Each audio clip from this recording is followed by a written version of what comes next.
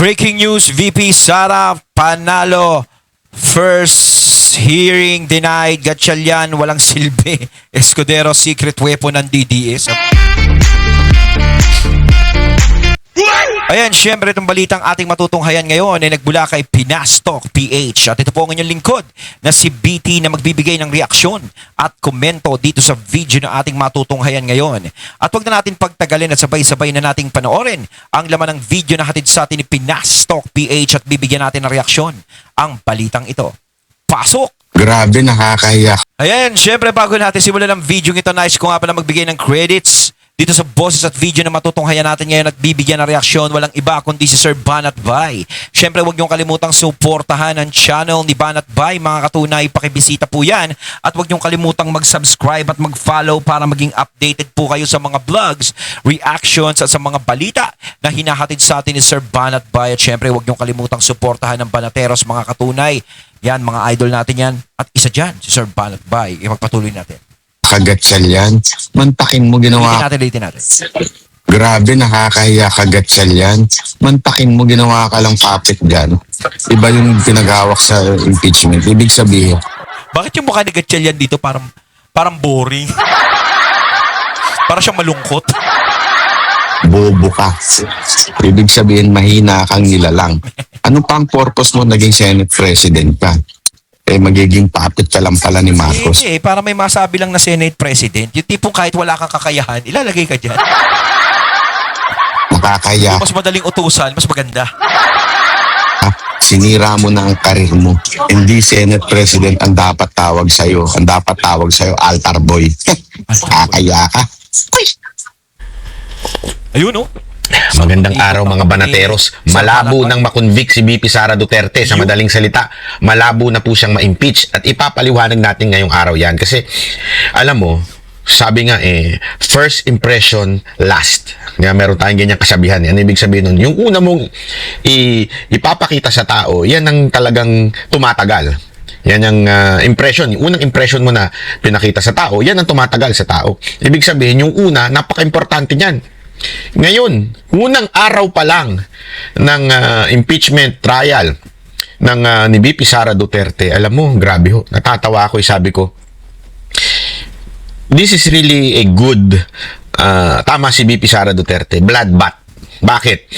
Dito, malalaman mo talaga kung sino yung may utak at sino yung namumulitika lang. Very obvious. Sino dito yung bumabaluktot ng batas, ng konstitusyon o yung nagbebendalo at kung sino yung talagang alam mong meron paninindigan. Bibigyan ko kayo ng halimbawa sa paninindigan. Di ba noon pa lang sinabi ko na ho sa inyo na maaring taktika. Maraming ang nagsabi sa akin, ba't mo naman binubuking? Kasi ako, nag-a-analyze lang naman po tayo. Kung tama, hindi ko nakasalanan. Pero, naisip-isip ko, mukhang taktika yung ginawang si Chis Escudero ay bumaluktot o nagkabilang panig. At baka naisip ko nung time na yun na baka may deal. Baka may deal na payagan siyang makalipat pero siyang gagawing Senate President. Alam naman natin, si Senate hindi president kasi parang puppet na lang yung si Gatchalian ngayon Si Chis Escudero ngayon, ako, may tuturing ko, sa simula pa lang, ano siya, hindi ho siya biased. Sa tingin ko nakikita ko Kasi unang binitawan niya kaagad is, napakalinaw that the 2/3 of all its members ng Senate ang dapat mag-convict kay VP Sara Duterte. 16. Simula pa lang, tinuldukan niya na. Simula pa lang, sinabi niya na kaagad na kailangan talaga is 16. Ano kaya pakiramdam ni Hontiveros noon? Siyempre, yan. Talaga si Hontiveros, talagang isa sa mga senador yan na gustong-gustong ma-impeach si VP Sara. Sigurado pag boboto ng conviction yan kay VP Sara, talagang yan ang numero unong magtataas. Baka nagmamadali pa. Yan, si Kiko, si Labam, yan. Yung tipo na yung tipong gustong-gusto na namin, dilawan na ang mamuno sa Pilipinas. Diba? Sa totoo lang kasi, pasensya na mga dilawan, pasensya na. No, alam naming lahat, nakatingkatin na kayo na bumalik at maupo sa Malacanang. Kating-kating na kayo. Dahil hindi nyo na magawa ulit na maghari-harian pagkatapos ni Pinoy. Gusto nyo mangyari uli yun na makabalik. So dito, sa pamamagitan ng mga pinaggagawa nyo, is buong akala nyo na kapag na-impeach si Sara Duterte, tapos na. Kasi alam nyo sa sarili nyo na mahina naman si Marcos. Yan ang iniisip nyo siguro eh. Ang iniisip nyo, ang daming galit dyan. Ang daming may ayaw dyan. Kita mo yung trust rate nyan, bagsak. 13, 15. Diba, bagsak. Hindi na gusto ng tao. So kahit sino ang i-endorso niyan, sigurado talo. Ganun siguro iniisip nyo. So kung mali ang iniisip ko, at hindi ganun ang iniisip nyo, di okay lang. Mali ako. Pero ganun yung tumatakbo rin sa isip namin. Napakaganon yung iniisip nyo. Na madali nyong matatalo si Bongbong kung sakaling ma-impeach nyo si Sara Duterte. Ang tanong kasi dyan sure ba kayo na si Sara Duterte lang talaga ang tatakbo? Hindi ba kayo nag-iisip na baka mamaya meron pang iba silang plano? Sa tingin nyo ba? Si VP Sara hindi nakahanda, ang kampo ng mga Duterte hindi nakahanda. Kung sakaling ma-impeach si Sara Duterte. O baka naman iniisip nyo, baka mamaya si Marcoleta.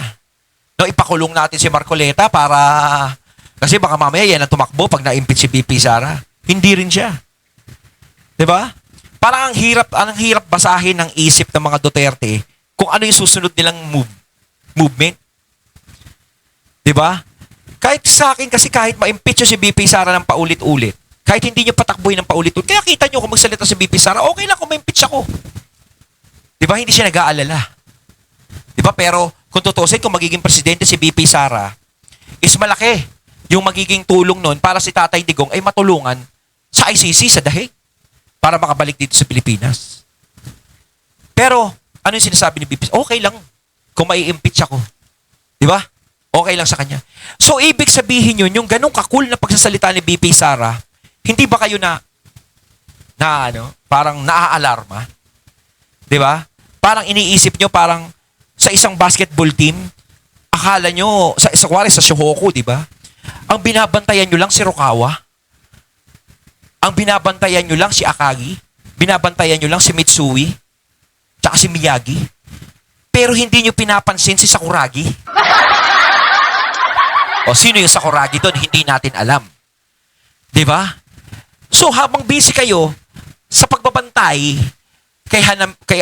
kay Rukawa, Miyagi, Akagi, Mitsui, pinababayaan nyo si Sakuragi na siyang gumagawa ng score sa Shohoku. Ano pwede gumawa ng score? Di ba? Sa tingin nyo ba, sila lang, si Sara Duterte lang ang player dyan? Tingin ko, hindi. Kung merong isa, merong pang dalawa yan. May reserba yan, may plano yan. Yun ang hindi nyo alam. Magugulat na lang tayo sa 2027 siguro pag malapit na 2028 kung magkakaroon ng eleksyon. Doon natin malalaman kung sino yun. Malinaw. Malinaw na malinaw sa batas. Doon pa lamang po, sabi ko, mukhang maganda to. Mukhang magandang pangitain ito. Oo. Kasi napaka-imposible nilang makakuha ng 16. Imposible. Sa katunayan, kung maninindigan, itong si JB Ejercito. Kasi tandaan niyo, sinabi ni JB Ejercito, ayaw niya ma-impeach si VP Sara Duterte. Sa katunayan, nag-comment pa siya niya, na-screenshot pa yan ni Doc Eric Mata. Di ba? Kung paninindigan niya yan, aba, very nice, very good. Pero kung, again, mawala na naman siya ng bayag, hindi katulad nung kapatid niya na may bayag. JB Ejercito, para sa akin wag na natin sandalan yung sinasabi ni JB Ejercito. Parang, eto nga kay Jinggoy di ba? Parang wala naman siyang ginagawa mas parang okay lang sa kanya na nakulong si Jinggoy. Itakin mo, kapatid mo, pababayaan mo ng ganun-ganun lang. Oh, si VP Sara pa kaya na hindi naman niya kadugo. Siyempre, sa akin lang kasi, ang pinaglalaban dito, si Jinggoy talaga is ayaw niya ng impeachment. Ayaw niya ma-impeach si VP Sara. Ito, si Senator Jinggoy. Kasi nga, siyempre, alam natin, nangyari sa tatay nila yun Di ba? Pinaalis sa ganito. Ayaw nila na maulit. Parang pangit kasi tignan. Pero itong si JB Ejercito, ewan ko kung meron tong balls o meron paninindigan, na panindigan niya yung mga sinabi niya. Lalo na sa panahon ngayon na baka mamaya pag kumontra ako, mangyari sa akin, mamaya makolong-kolong ako, baka mamaya kung anong bulat-latin sa akin. No? Pero kung sakaling paninindigan niya yung sasabihin niya, eh di maganda. Dapat natin siya palakpakan. Oh. At baka mamaya mawala na naman ang bayang nito ni JB Ejercito at bumaluktot sa kanyang sinabi. Tandaan nyo pinangako niya na yan noong pa lang simula. Ayaw niya ma-impeach si BP Sara Nakikita natin Duterte. yan. So doon pa lang, bawas na kagad yung kampo ng mga naggatsalyan. So masasabi natin ng solido lang dyan, mga 10. Sabihin na natin, malamang sa malamang, sigurado naman ako, kahit pa paano, may mga prudent pa rin dyan, matatalino pa rin pagdating sa batas. Ang sigurado tayo dyan, syempre yung mga katulad nila Ontiveros, si Kiko, Yan. si Bam, yan, sigurado tayo dyan. Kasi yan naman ang mga gusto mapag-disqualify. Kasi ang naisip kagad nila, ganito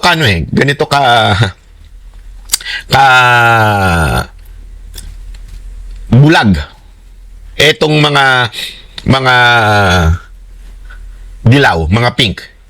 Akala nila, pag nag-disqualify si BP Sara Duterte at na-impeach siya at di siya nakatakbo sa 2028, akala nila mananalo sila. Akala nila sure shot na sila sa presidente sa 2028. Yun yung sinasabi ko. Di ba? Doon sila nagkakamali. Napakarami pang maaaring umangat. Baka nga, hindi lang po yan si Baste. Hindi lamang po yan si Pulong. Nandiyan pa, matindi si Cayetano. Abay, malamang, lalo na ngayong nakulong si Marcoleta. Aba, malamang sa malamang. Malamang sa malamang, si Marcoleta iangat talaga. Alam mo, ito Yun yung yung mga... sinasabi ko. Di ba? Na hindi lang sa 4 na player ng Shuhoko kayo dapat tumutok. Kasi yung pagiging relax ni BP Sara kapag sumasagot siya, doon palang hint na yun eh. Palaisipan na yun, wala tayong nakikitang takot kay BP Sara. Hindi siya natatakot sa impeachment. Diba? Hindi siya natatakot. Talagang buong-buo pa rin yung pagsasalita niya. Tinatawanan niya nga lang eh. At nagiging okay lang sa kanya, bihira yung ganung magsalita. So ang ibig sabihin, hindi lang siya kumbaga nabubulag kayo sa kakatingin kay BP Sara. Talagang tinatarget lock niyo siya. Hindi niyo alam yung mga susunod na hakbang. Diba kung tutuusin, unang-una, wala na talagang kwenta yung impeachment na yan. Nagsasayang lang kayo ng oras dyan. Dahil hindi nyo naman talaga makukuha yung 16 votes for conviction ni BP Sara. Pangalawa, di ba? Kahit ma-impeach si BP Sara, kahit na matanggal siya o ma-disqualified at hindi siya makatakbo sa 2028, yung mga tao, yung mga dilawan, halimbawa sila, hindi pa rin kayo sure na mananalo kayo. Ika nga ni Sir Banat Bay. Dahil sigurado na merong tatakbo at tatakbo sa side ng mga Duterte sa pagkapresidente. At sa tingin nyo ba, yung tatakbong yun magiging mahina sa tao? Hindi. Diba? Hindi siya magiging mahina. Etong impeachment trial ni BP Sara at ang magpapatanggal kay BP Sara sa impeachment na yan, maaaring yan ang maging dahilan para lalong umangat at pansinin ang mga Duterte. At kung sino ang i-endorso ng mga Duterte. Gaya ng pagpapakulong nyo kay PRRD. Anong nangyari? May naitulong ba? Diba lalong sumama? Kaya dumating yung panahon ng eleksyon, isa lang ang nakapasok sa alyansa. Yung talagang solid alyansa, si Lito Lapid lang. At karamihan ay natalo. Huwag na natin tignan si Senator Pia doon kasi Senator Pia kapatid ni Senator Alan yan eh. Sure shot na mananalo yan. Pero yung talagang solid talaga sa alyansa is talagang si Lito Lapid lang ang nakapasok. Diba? May maganda bang nangyari yung pagpapadala kay PRRD sa dahig? Diba lalong nagalit ang tao? Doon pa lang sample na yon. Sa tingin nyo ba itong impeachment kay BP Sara, kung sakaling si BP Sara ay ma-impeach, malaki ba magiging tulong nun para masira ang mga Duterte sa taong bayan? Hindi. Baka mamaya yan pa yung maging mitya, kaya lalo kayong lumubog at ang Duterte ay lalong lumitaw. Pagkakataon kasing nakikita ng taong bayan kung sino yung masasabi nating matapang, may bayag, na handang kalabanin ang nasa power na si Marcos at ang kanyang bangag administration. Kitang-kita natin ngayon yan. Umaangat sila ngayon. Yung mga nakukulong, oo, bugbog sila ngayon. Nasa matter of fact, kahit si Depensor. Maniwala ka sa akin yung pagkakulong ni Depensor. Pustahan tayo. O, itaga nyo yan sa bato. Pag yan kumandidatong senador, panalo yan. Pusta tayo. Alam mo, yung pangyayari niyan, babaluktot yan, lahat yan, gaganyan. Mukha lang kasi ngayon mukhang talunan. Pero alam mo, Pilipino, pag yan nakakita ng talunan, naku po, maniwala ko kayo sa akin. Pag lalong inaapi, lalo talagang kinakampihan ng Pilipino yan. Ngayon, na it's really obvious. Imagine niyo walang nakulong na mastermind. Walang nakulong nakakampi ng administrasyon. Wala. Patungkulo dito sa flood control issue na to. Wala ni isang nakulong. Tapos ang makukulong pa, mga katulad ni Marcoleta, na nagsisiwalat, na nagsimula ng investigasyon sa Blue Ribbon. At naalala nyo siya nauna Kaya nga nasipa si Escudero at nakudita ni Soto ay dahil sa pinabayaan ni Escudero si Marcoleta maging Blue Ribbon. Siya na yung bumubuking kung sino yung mastermind. Napangalanan doon, ladies and gentlemen, napangalanan doon si si Romualdez dahil sa Blue Ribbon na yan. Tapos sinundan pa ng isang napakatapang na depensor na sinuportahan itong mga Marines. Napakahirap po. Alam nyo, hindi ko ma-imagine kasi nakikita ko yung mga post ni Attorney Baligud. Parang kahapon, nasa Mindanao sila. Yung isang araw, kasi mga congressman na nagdidemanda sa kanila. Isipin nyo to Sa tingin nyo ba, kahit anong pera, kaya nga, it's illogical. Imagine niyo to kahit ako bigyan ako ng 10 milyon, halimbawa lang, papangalanan ko at ibang, mag-iimbento lang ako. Papangalanan ko si congressman ganito, mahigit 20. Napapangalanan ko. Na alam ko magdedemanda yan. At pag dinemanda ako niya, 20 yan. Papagurin ako niyan. Uubusin yung binigay sa akin 10 milyon. Kakabayad sa abogado, kakabayad ng aeroplano, pagtatago, proteksyon, pagkain, palipat-lipat na tirahan. Hindi worth it Kaya doon mo pala malalaman mo na etong mga dating mga bodyguard at mga dating mga Marines nagsiwalat ng kanilang mga nalalaman ay hindi mo mababayaran ng 10 milyon. Para lang i-booking mo yung mga nakapwesto ngayon na may kapangyarihan. Gago ka ba? Tanga ka ba? Hindi. The only reason na nakikita ko kung bakit sila naging ganyan is out of principle at pagmamahal sa bayan. Wala nang iba. Ayun, at ating natunghayan ng video na nagbula kay Pinastok PH at syempre natunghayan natin ang boses at video na yun na binigyan natin ng reaksyon na nagbula kay Sir Banat Bay. Kayo mga katunay, anong masasabi nyo tungkol dito? Comment lang po kayo sa comment box. So once again, I'm BT and I'm out. Peace.